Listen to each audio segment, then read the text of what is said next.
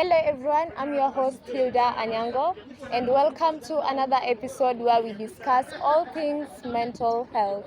Joining me today is our lovely co-host. Kindly introduce yourself. Hello everyone, I'll be your co-host for today's show and my name is Valerie Fatuma.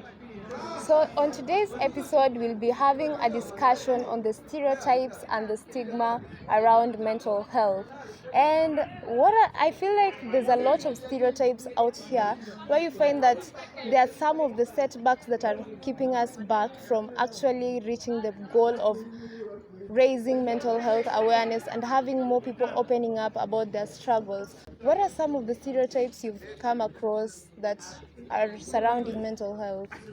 Okay, the first stereotype that I've come across is the issue to deal with toxic masculinity, where men are perceived to not be weak.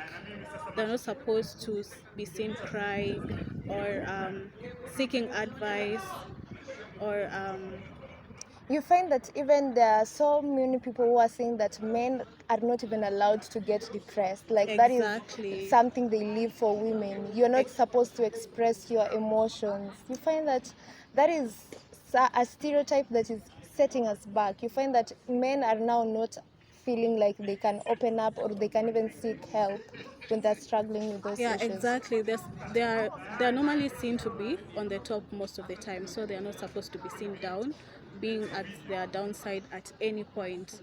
So yeah, so I feel like that is a kind of stereotype that surrounds our mental health among men.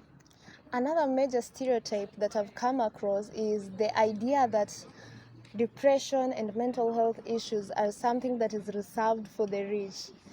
You find that it's even a joke going around on social media where you find like someone saying, I thought I was depressed until I ate chapatis and maybe beans, and then I realized I was just hungry. So they're like, it's as if only the rich are allowed to struggle with their mental health. You find that they think that for the poor, the only thing that can affect them is hunger. So what do you think about that? I think that's just a stereotype because it also comes to a point whereby if someone, maybe someone who's not rich, maybe from the middle class or the lower class, goes to see a psychologist, they feel like that's only for the rich people, like they're not allowed to see a psychologist because like, it's something that they cannot afford and they don't even undergo depression in the first place because they don't have that a lot of things to do or things that will make them to be depressed. You get it? Yeah, Because interesting. they feel like people who have bigger jobs, maybe white collar jobs, they have much stress compared to people. Okay, I don't want to sound stereotypical. Compared to someone maybe who sells in a kibanda. Yeah. And also on the flip side, you find that sometimes the other idea is that they say that people who are not rich have more problems. Their problems are more money related, so they don't have time to Exactly. actually have problems like maybe being depressed or maybe having anxiety, because they feel like they're supposed to have other problems to focus on other than things like depression or like Yeah, that is anxiety. another stereotype that Yeah. goes on around. So I feel like something that might have caused these stereotypes is social media. What do you think about that? Social media, it's a place whereby people tend to post most of their successful things that have happened on their lives. Like someone won't post the saddest thing that has happened, like the how do I say it?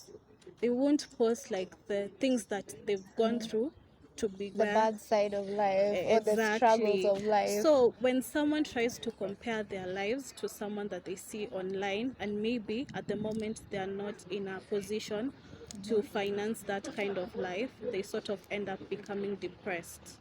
Yes. And also, social media can be the cause of your depression. At the same time, it might be what is hindering you from actually seeking help. I recently came across something about TikTok, there are so many people who are faking their mental health issues on TikTok, to a point where you find that it's hard for those who are actually struggling with these issues to open up, because people will Yeah. actually view you as if you are clout chasing, or Exactly, even you're or faking your. they think it's just a trend that has been going on for a while, so they think, Yeah. I've seen someone posting about having mental health, so let me post it as well, you know, to get views too. True. I heard someone say that only cool people actually struggle with mental health. So you'll find that someone might feel pressured because they want to feel cool or they want to fit in. So they might Exactly. actually fake their mental health issues. But this will actually be damaging to those who are actually struggling with mental health issues, because then they'll Exactly. also be viewed as they're also faking it. And on top of that, there's a lot of gaslighting, because sometimes you find that you are struggling with your mental health and then you open up to someone, but they don't take you seriously. True. Like, you end up feeling as if, is it true that I'm actually struggling with They feel this? like you're overreacting, you're Yeah. just being moody, so it will just pass. You don't worry about it. And Don't overreact, you're being dramatic. I feel like that is even worse for men, because men are True. not allowed to be expressive. So when Exactly. they feel like they are so scared to open up about it, because that might even ruin their reputation, how people view them. Yes. Yeah. So I feel like, in as much as there are stereotypes out here, the stigmas have led to more people not speaking about their mental health issues, to a point where you find that people are engaging in certain activities that are not healthy, or they're Yeah. just destructive to their lives, so that they can cope up with them because they're too afraid to actually seek the help. And And others don't even talk about mental health. They feel like they are burdening others with their problem. Others feel like they are going to be misjudged. Yes, And you find that there are some people even turn to things like drugs and substance, exactly. and some even end up taking their own lives, which is so sad. And the number of suicide cases has been increasing recently, year and year and yearly. So I feel like, in as much as we've had discussions on mental health, and there's a number of platforms that are available out here to educate people about mental health, I feel like there's still so much more that can be done. And what are some of the things you think can be done to help maybe do away with this stereotype, so that we have more people talking about this Okay, issue? for starters, in campus, I feel like they should introduce a club whereby it talks about mental health and to create more awareness on it among students. Yeah, I feel like there's still so much that can be done. These discussions need to be made so that we don't lose so many lives to something that we could have prevented.